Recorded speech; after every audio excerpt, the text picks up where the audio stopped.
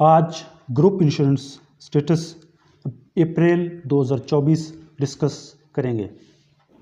बिस्मिल्लाहिर्रहमानिर्रहीम। अस्सलाम वालेकुम। मैं एम एजाज मार advocate high court law and justice channel से हर सरकारी मुलाजिम की माहाना तनख्वाह से ग्रुप इंश्योरेंस की कटौती होती है।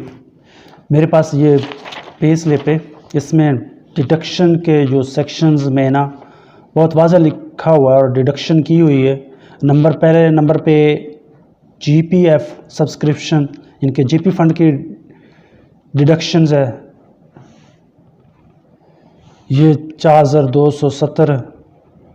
इसके बाद ग्रुप इंश्योरेंस पंजाब 215 रुपये, और फिर डेवलपमेंट फंड है, इनकम टैक्स, इस तरह डिडक्शंस होती है, लेकिन इसकी पेमेंट नहीं हो रही। और सूबा पंजाब और फेडरल वालों को ये इसकी रीइंबर्समेंट नहीं हो रही। अगर डिडक्शन हो रही है, जीपी फंड की डिडक्शन होती है, तो उसकी पेमेंट हर एम्प्लॉय लेता है, रिटायरमेंट से पहले भी लेता है अगर ज़रूरत हो तो, अगर रिटायरमेंट हो जाए तो उसके बाद यकमुश्त भी लेता है।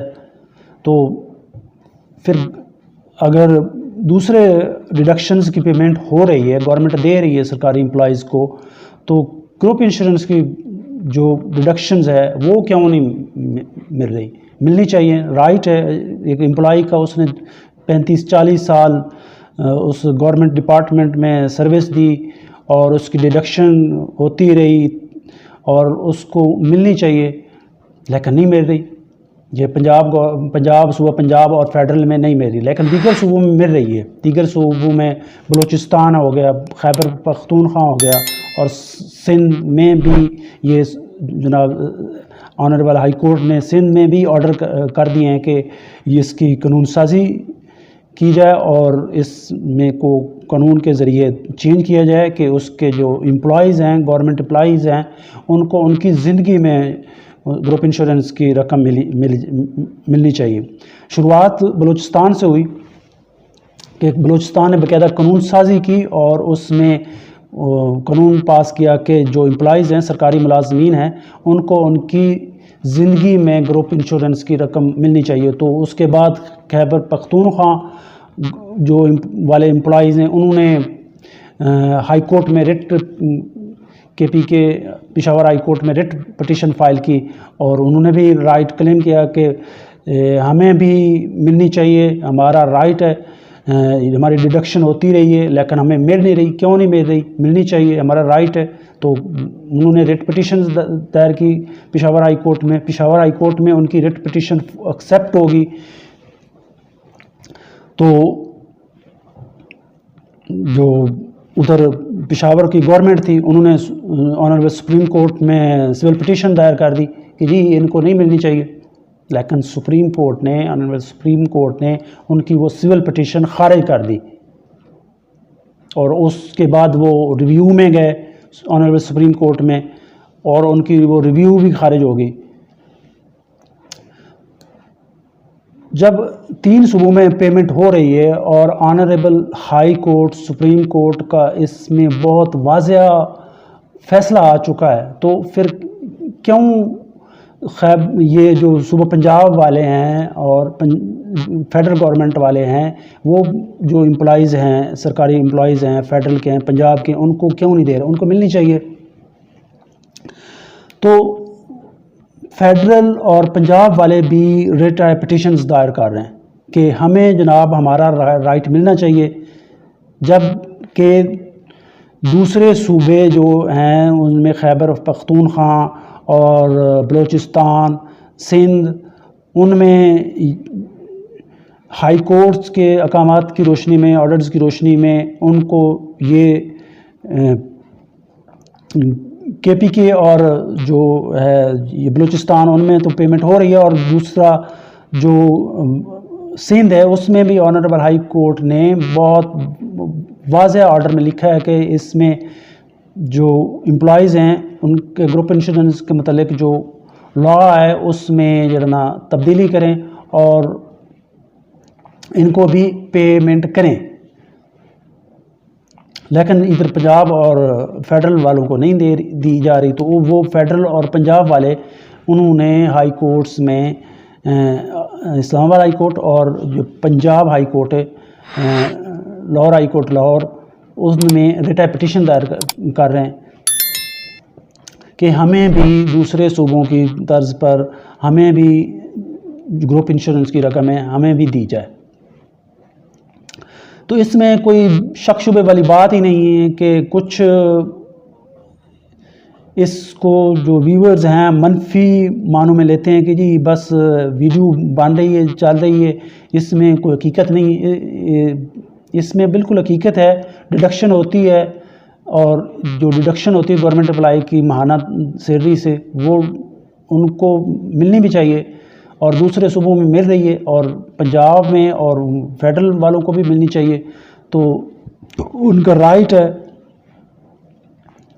और दूसरा ये कि कुछ तो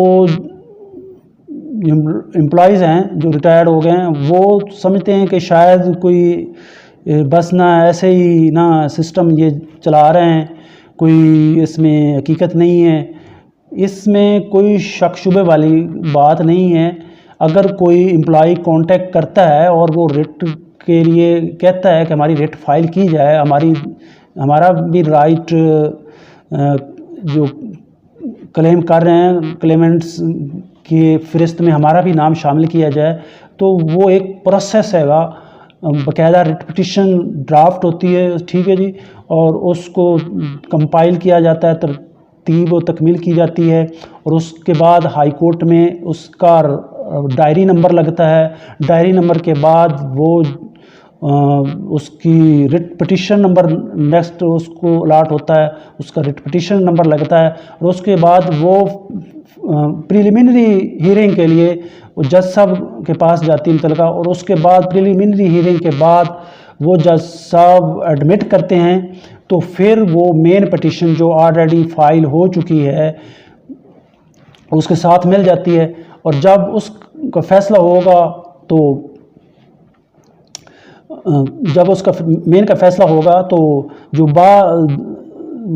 वाली हैं उनका में वो भी उस फैसले में शामिल पिटीशन नंबर शामिल कर लिए जाएंगे और इसमें कोई ऐसी वैसी कोई गलत बात नहीं है, कोई इसमें कोई एक ज़रा 1% भी शुबे की बात नहीं है। और जब रिट पिटीशन फाइल होगी उसको डायरी नंबर लग गया, उसको रिट पिटीशन नंबर लग गया और वो एडमिट होगी हियरिंग के बाद, प्रिलिमिनरी हियरिंग के बाद। वो जब भी फैसला होगा, वो जो भी फैसला कोर्ट्स करती है, फैसला तो कोर्ट ने करना है, डिपेंड करता है वो क्या करती है, ये कोर्ट की सवाबदीद है। लेकिन जब फैसला हो गया, जब रिट पिटीशन दायर होगी तो और एडमिट होगी तो वो दूसरी मेन पिटीशन के साथ शामिल होगी। और इसमें अब कोई शक नहीं है कि कोई रिट पिटीशन कोई ऐसे कोई खू खाते में जाती है, नहीं, वो फाइल होती है, वो उसको डायरी नंबर लगता है, उसको रिट पिटीशन नंबर लगता है और वो प्रिलिमिनरी हियरिंग के बाद वो एडमिट होकर मेन के साथ मिल जाती है। और अच्छा, इसमें शामिल कौन कौन से डिपार्टमेंट आते हैं, कौन से एलिजिबल हैं एम्प्लॉयज़? इसमें तमाम जो एम्प्लॉयज़ हैं गवर्नमेंट के वो इसमें शामिल हैं। वो चाहे किसी कॉरपोरेशन में काम कर रहे हों या किसी बैंक में सरकारी में काम कर रहे हों या किसी दीगर किसी डिपार्टमेंट जो सरकारी है उसमें काम कर रहे हैं, वो तमाम अहल हैं और वो रिट पिटीशन फाइल कर सकते हैं। उम्मीद है आपको ये ग्रुप इंश्योरेंस के बारे में क्लियर हो गया होगा। अगर कोई एम्बिग्यूटी वगैरह या कोई ऐसी बात जो आपको समझ ना आई हो तो कमेंट सेक्शन में लिखें और मैं उसको दोबारा नेक्स्ट वीडियो में ना क्लैरिफाई उसकी करूँगा, उसकी वजाहत कर दूँगा। Thank you. अल्लाह हाफ़िज़। फ़ी अमान अल्लाह।